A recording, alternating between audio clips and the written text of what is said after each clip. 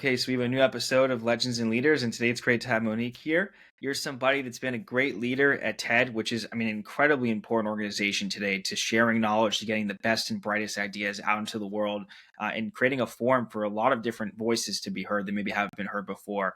And you've been responsible for, the setting the strategy and just the course for this company, and helping to curate many of the different great events that happen. So I'm excited to have you here and to get into your story. Thank you so much for inviting me. I'm happy to share and answer any questions you have. Awesome. So kind of just like going back to the beginning, like how did your interest in being involved in, helping share knowledge, education, and just wanting to be a leader in kind of that space? How did that passion start? I think it aligned with a time in my life where I wanted to go to a company that shared my values and passion of sharing information. I have always been the type of person with friends, with family, as soon as I find out something, I'm running to tell everybody, like, this is what I found out. This is how it changed me for the good. You could try this. Here are things that you can try. And so, like, I still do that to this day on my social platforms. If I learn something, I'm sharing it. And so it's just a powerful thing to build community around ideas. And there is no place that I know of where this is 100% their job. Like, you are creating opportunities to just share information that on a global scale that can change a person personally, professionally, or even how they interact within their environments in their community just by one simple 12 to 18-minute TED Talk. And like, that's my full-time job, is to kind of help create these experiences where we can platform these amazing ideas that some people may have never come across if they didn't go on our TED.com or our YouTube channels, because they're just curious. And I always say TED is the playground for the curious. If you are a curious person, a lifelong learner, you are going to interact or engage with a TED Talk sometime within your life. And for me, when this opportunity came up for me to join TED, I was all in because I was like, I do this anyway. So, like, to have a full-time job to do it now, I'm all aboard. So you were always interested in, and you're just a curious person. You were always interested Yes. in learning new things and sharing Mhm. that. And so this just fit kind of right in.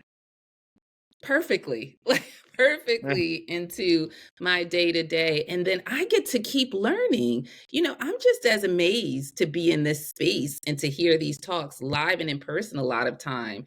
And I'm enthralled in what these people are saying. And it's always the talks that you've never heard of that really captures you. Like, you think you go to a TED conference, and we have, like, at our Vancouver conference, 80 plus TED Talks. It's a lot of TED Talks. And so Wow. you kind of build your agenda around, like, what you think you want to hear. And then sometimes you're in these rooms and you hear things you did not expect that was going to blow you away. I always say those are the best TED Talks. So you were involved beforehand in organizing events and putting all different types of events together. How did the opportunity to be at TED even happen? Yeah, so I've been in the events field for over 25 years. My entire career has been in events and promotions and meeting planning because I love to build community. I love to bring people together. And I was at a point at I was with Money 2020, which is one of the largest fintech trade shows. I was the vice president there and just kind of running these really, and, you get to be with startup communities and entrepreneurs, and it's just really this great thing. And then, someone reached out to me and said, would you be interested in this TED opportunity? And of course, I've watched TED Talks, and of course, I knew who they were, but I didn't know it was this a bigger organization outside of TED Talks.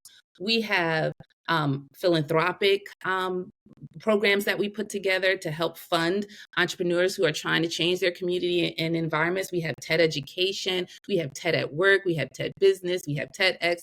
There's so many other tentacles to TED other than a TED Talk. And when I learned this, I was like, the impact is much wider than just a global TED Talk. And so I was like, I'm all in. Let's figure out how I can kind of join this organization.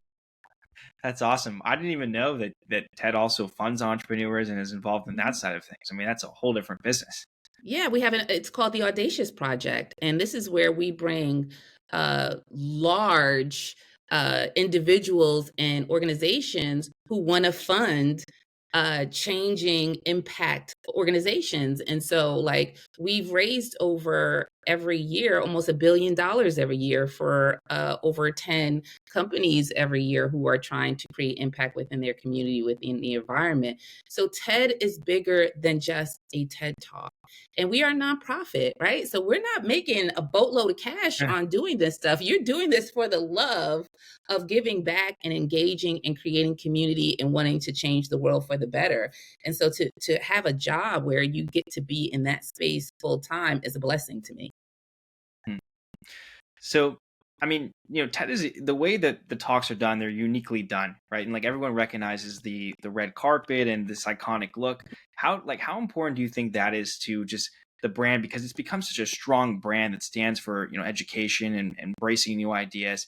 How important do you think this like way of the platform being designed is to that? Some of these things we stumbled upon. It wasn't intentionally crafted to say, let's put this red circle and make that the iconic TED brand. It actually came from a TEDx event that Mm. happened. And we, for the flagship, said, that's a great idea. Let's start creating that opportunity and that design for us. So some of this stuff we stumbled upon, and some of it was intention. And I think, yes, people know the iconic TED letters and the red circle and all of it. It's the timeless ideas. It doesn't matter what this looks like. It is about the ideas that are being shared on our platforms. And, we have an in house editorial team that their full time job is to find people to give TED Talks, right? So they go Wow. around, and then when they find these people, they're coaching them on how to give a TED Talk, because you can be one of the best speakers in the world. We have a very particular format that really engages our audience. And it's really important for people to kind of build their talk in a format that makes someone care about what you're saying who would have never cared if you said it in a particular way. And so, these people are coaching these people for months on how to give a proper TED talk. And this is their full-time job. So to me, it's more about the ideas than just the brand narrative. And it's the fact that we have such a robust volunteer community. TEDx is volunteers. They do not get paid by TED. They do Wow. all of this work on their own to host TED events in their city for the love of TED, for the love of sharing ideas. And so it's the ideas that really penetrate globally more than it is just the look of the TED brand. Said. So what goes into like just like structuring a talk and like making sure that this talk can be successful and picked up? How do you guys like prepare someone to do a talk really well?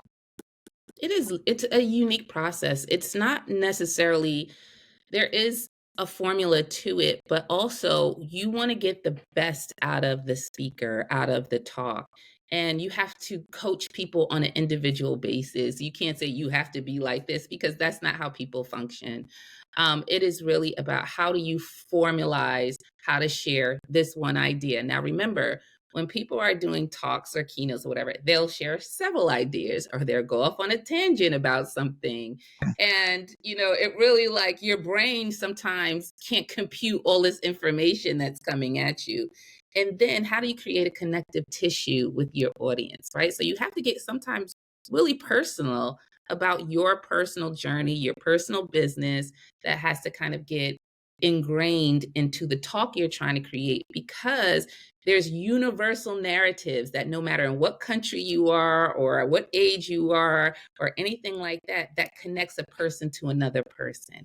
And you always have to figure out how do you weave in those unique and universal struggles or successes or ideas to make someone sit up in their seat and want to hear more. That's a special type of coaching that comes from just giving us the facts. It's more than just giving the facts in your talk. It's really how do you create a connective tissue and engagement with the audience with universal narratives that then kind of weave into that specific idea you're trying to tell. Yeah, TED it's a special brand. It's a very unique brand. I mean, it's amazing Yes. that so many people have volunteered for TEDx. And TEDx, I think, has really done a lot of wonders for just the TED brand in general. I've been to TEDx events, and it's like very locally sourced, and there's so Yep. many of them. I mean, just by I'm in Florida. 3,000. Yeah, there's 3,000. it's amazing how many. Yeah, it is amazing how over I think it's been about 15 years, 14 or 15 years since the TEDx brand has been launched. And some people are like, what's the difference between TEDx and TED? TEDx is our way of giving back to communities and saying, take this brand because it is a trusted brand, and we're going to trust you to put on an event that brings community together. And that means highlighting local speakers and highlighting people who are really making change local or regionally, because that's going to impact that person who's in that city to hear what's happening in their city or their town or what have you. So that's what TEDx is. It's a purely volunteer. You apply for a license, you follow certain guidelines, and then you're off to the races of doing that. TED events are editorially driven by the corporate organization, the nonprofit. So I have a full time team within TED corporate, if you want to call it that, where we put on a couple of big flagships a year, and we source the speakers, we create the program, we find the venues, we do all of that ourselves. And there is a lot, and then we have professionally trained coaches who put in a lot of time to make sure they're giving that TED talk. A TEDx talk will go on our TEDx YouTube channels and sometimes our TED.com channels, but a TED talk goes on all the channels and amplified in all of the different ways. So those are the differences between both of those.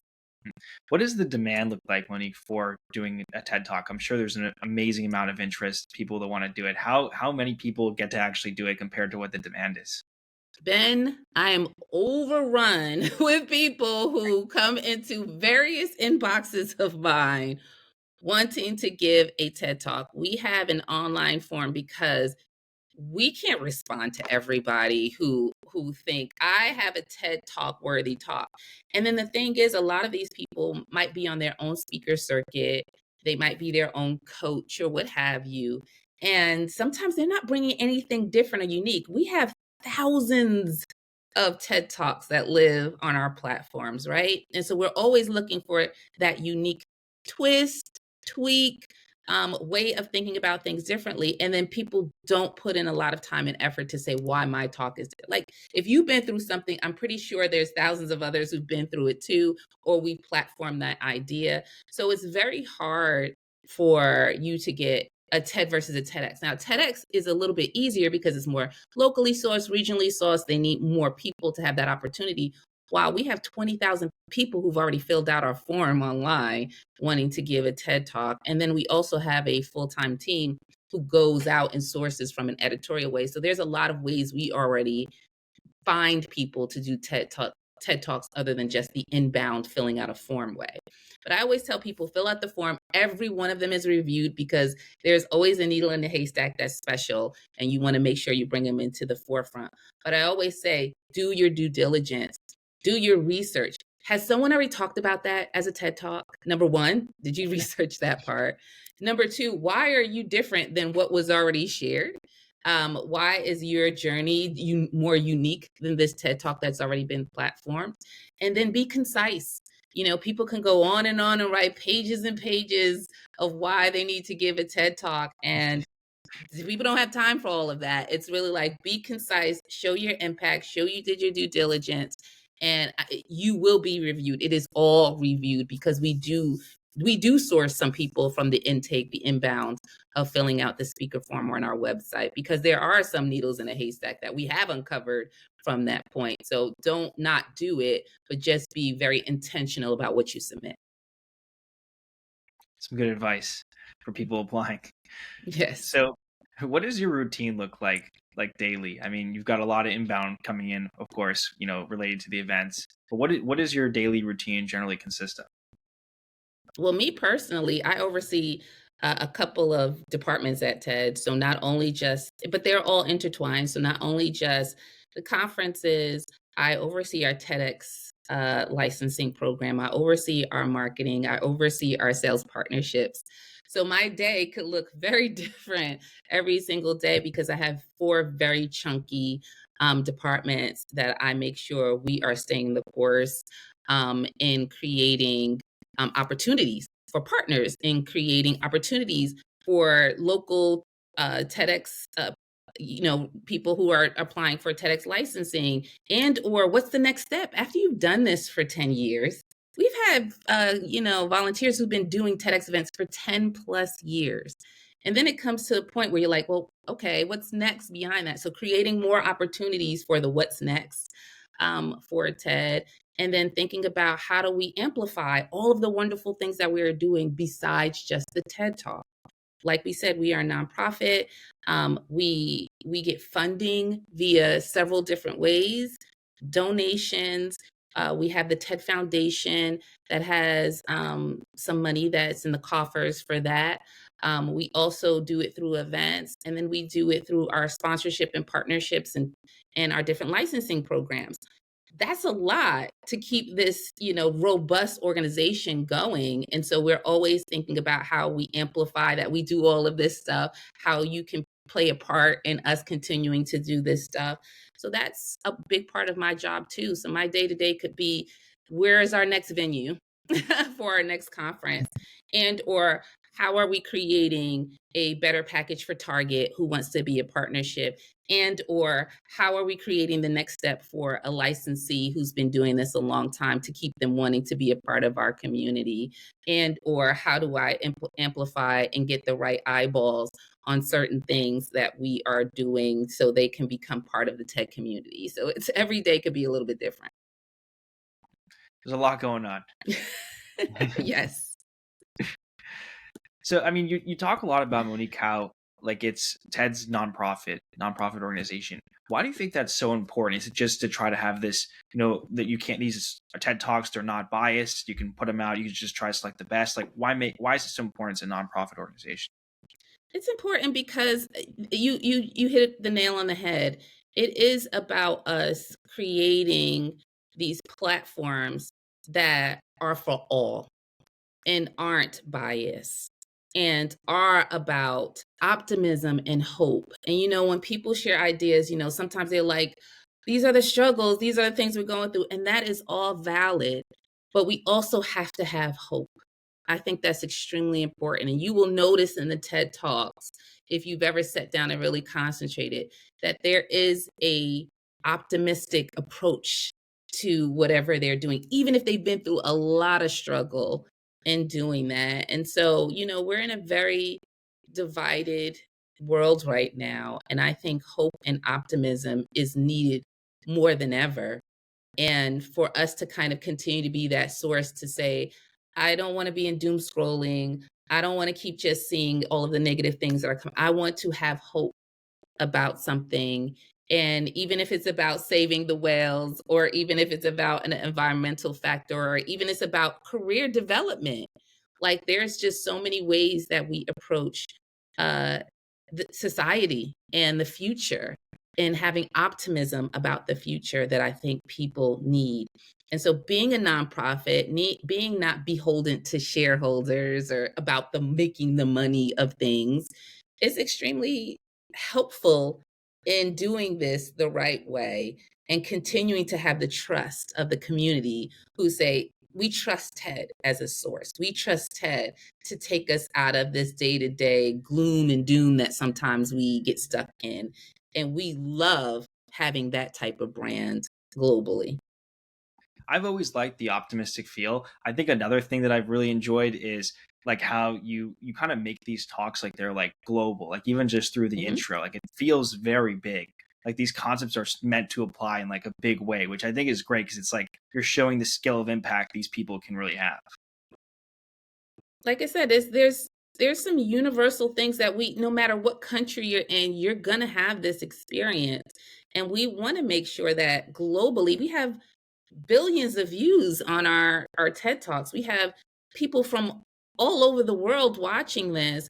And it's really important that they connect, even if someone is based in the USA or in Bangladesh or in Nigeria or what have, or in China, that they are able still to connect to that talk. So that's very important. And that's a part of shaping the right type of TED talk that creates that connective tissue and that stickiness for the audience.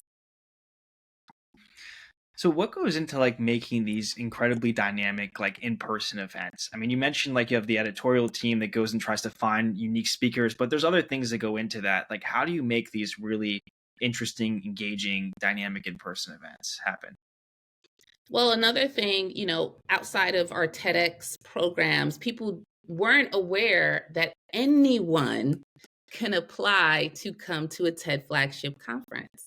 So we do 2 to 3 a year.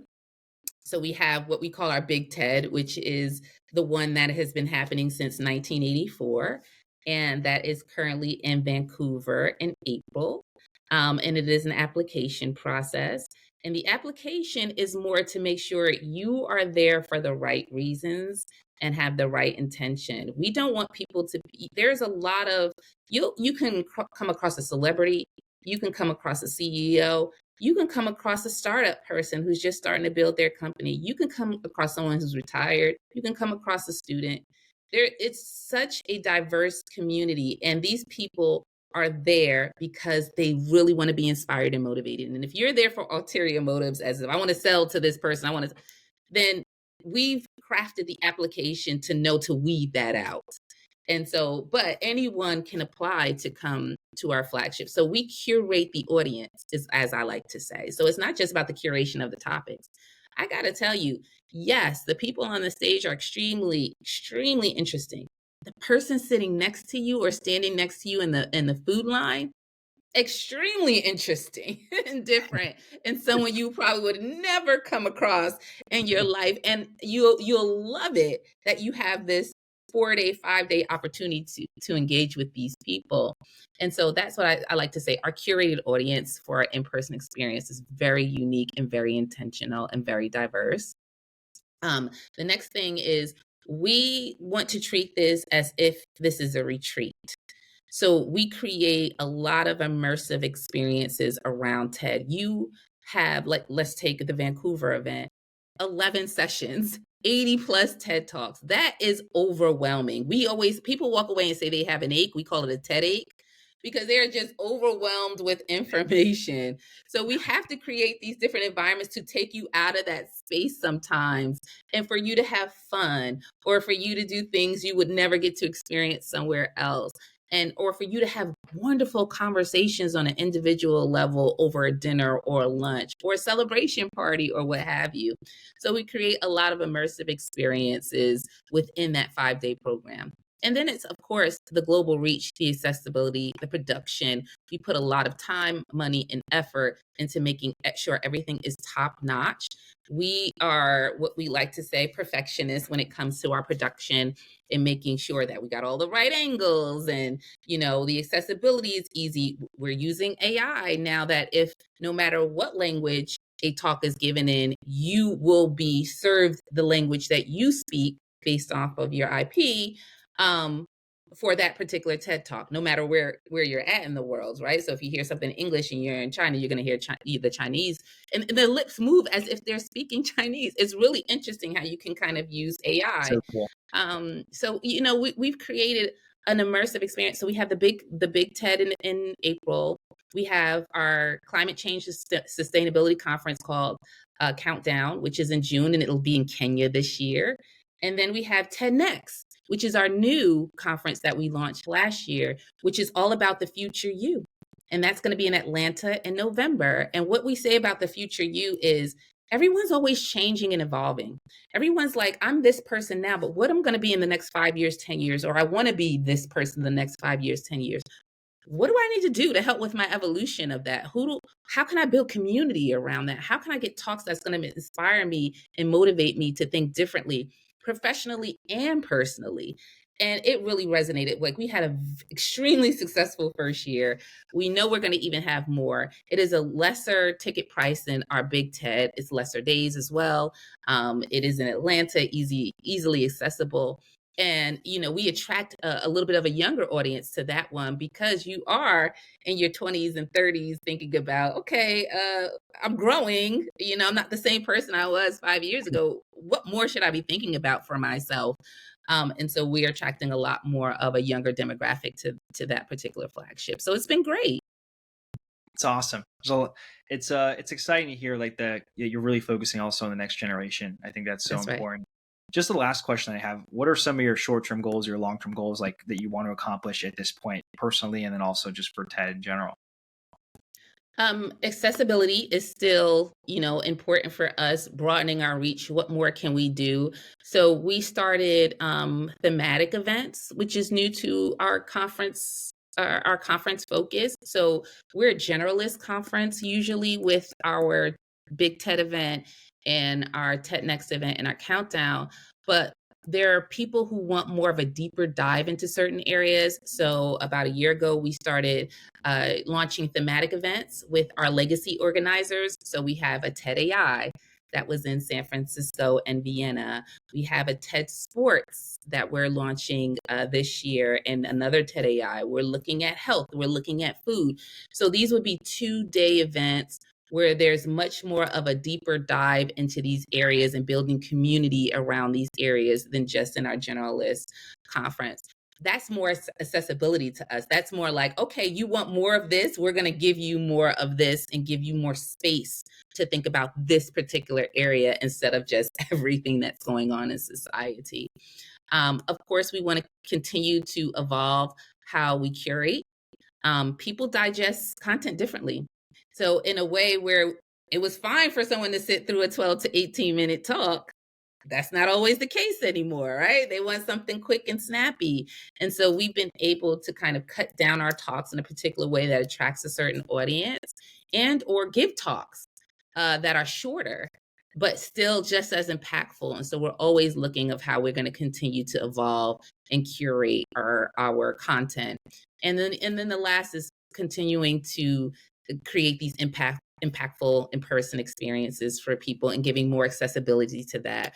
Where our Big TED was our primary conference, and it's a very much a premium price point for 5 days, and you get a lot in that.